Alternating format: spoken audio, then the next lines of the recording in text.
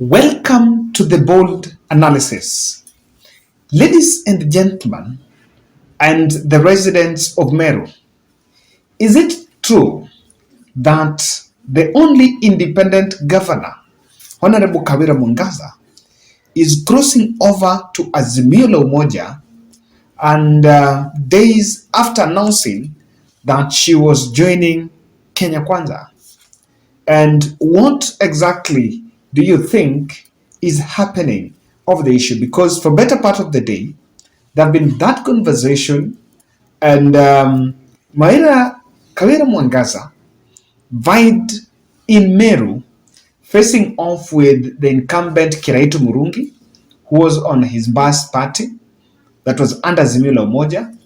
Mithika Linturi was the UDA candidate, and Kawira Mwangaza won against the two gentlemen. Mithika Linturi came number 2, then Kiraitu Murungi was distant third. Then this is after Peter Munya, after having talks with Raila Odinga, they negotiated a deal for him not to go to contest in Meru to consolidate Raila's votes in the region. I believe to date that if there are results from Mount Kenya on the presidential vote that I highly doubt whether they were genuine, or whether the results that I really think did not depict the true picture on ground, then you can challenge me. But I have a strong conviction that Meru, something did not go right.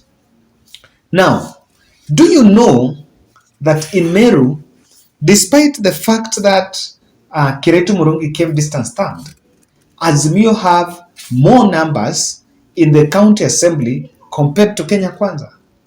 And if those numbers is something to go by, then it will be a ground to convince the governor to work with Azimio, because at the end of the day, if Azimio team can hold grip of the county assembly, then there will be need for governor to work for them. But I look at why I really feel that probably is not the best way to go about it. 11th September, that was 2 days before the inauguration ceremony, William Ruto was in Meru in a Thanksgiving church service that was attended by UDA Mount Kenya wing. That was including Rigathi Gachagua, Mithika Linturi, that youngest MP who was awarded by President Uhuru Kenyatta a car, and it was a very big event. So according to reports, the journalists in Meru took an issue and questioned about the absence of the governor, who is the host governor, who was supposed to be the host governor, Honorable Kawira Mwangaza. And she was conspicuously missing in that event. And it really caused a lot of speculation on what was happening, because number one, that was the first event that William Ruto was going to hold, or rather that William Ruto was attending in Meru since days after he was announced, or rather after Kawira Mwangaza announced that she was joining Kenya Kwanza. And I've always maintained that the decision, some of the politicians made very rational decisions, that while you want to be on the government, and there is a benefit of being in the government because you have 85%, but there is nothing that stops you from just having your independent thought, or being in a party, being in an opposition party. It doesn't change anything. In fact, it's one of the best, and I'll explain for you why that situation for me is what I know before. Now, when that report emerged, remember, until the day before, Kawira Mwangaza attended some burial event there in Meru, and she announced, and they announced, that William Ruto was going to visit Meru, and she was supposed to be part of that delegation to attend the meeting.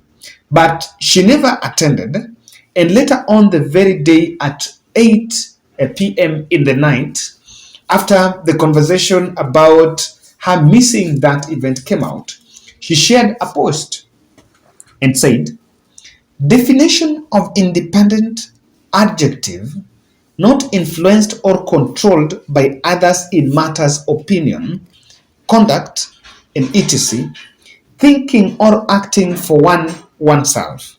An independent thinker, not subject to another's authority or jurisdiction. Autonomous, free, service delivery, my agenda. Then he said, hashtag Meru must be happy. The only independent female governor in Kenya. God will never share his glory with anyone. Rise and rise our story. Jeremiah quoted, it's a quote in the Bible.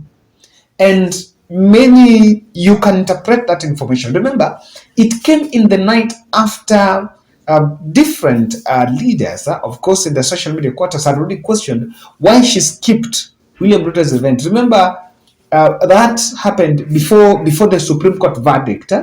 The Supreme Court verdict was not yet out because the verdict came out, or rather, the Supreme Court verdict was already out because it had come by 5th of September. So by that time, William Ruto was already the president. It was just awaiting the inauguration. But she seems to insinuate then that there was some sort of coercion. There was some sort of coercion so that they would really, she would work with William Ruto. And what we'll see, and I of course, William Ruto has been really working hard. The president's really been working hard to make sure that he has a majority on his side. And they went for that Kawira Mwangaza. So if you read that information, she seems to be having a specific stand. Of course, there was a bit of that question, but if you ask me, part of what might have brought this lobby, I think even when William Ruto was going there, was to lobby for Anne Waiguru, or rather for the UDA to win the Council of Governors chair.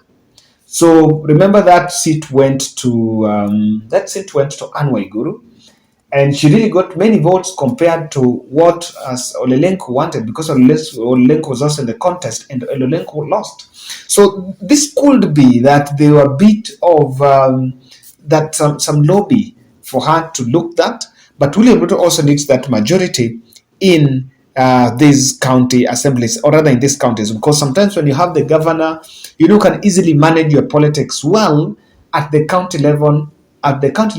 When the governor is on your side, and of course there is an element of people taking credit. This was a woman governor, so when she is on the side of William Ruto, of course, despite the fact that she's an independent governor, the Kenya Kwanza team will still take credit that they have still parade her as part of the women governors that are on their side, and to that some political image that it gives to the people. But then I want to look at something here.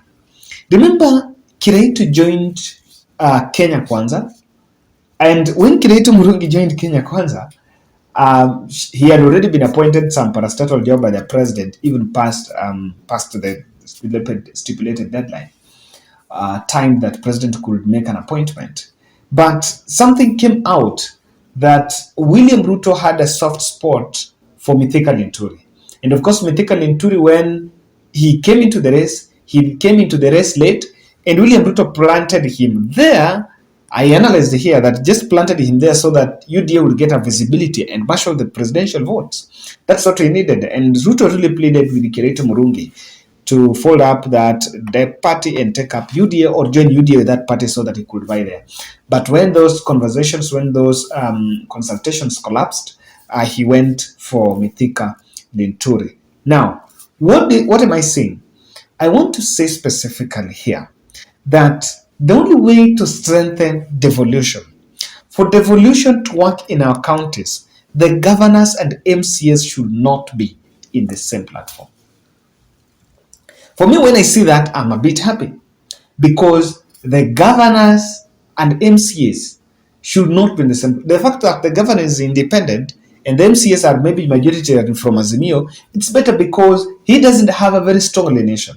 Otherwise, this becomes an avenue to insulate yourself and do corrupt county funds. And of course, there is no one who can ask the question, because you'll have the protection of the big boys. Many politics remains open. To me, many politics remain open in future, whether it be Peter Munya, or Kiretu Murungi, or Mithika Linturi. It's still an open playing field. And for Meru people, kumbe hawa hawachezi, sababu uko you do one term and go. If you don't deliver, or I don't know, there is one term there. Peter Munya served one term, 2013 to 2017, left. Kiretu Murungi, 17, 2022, left.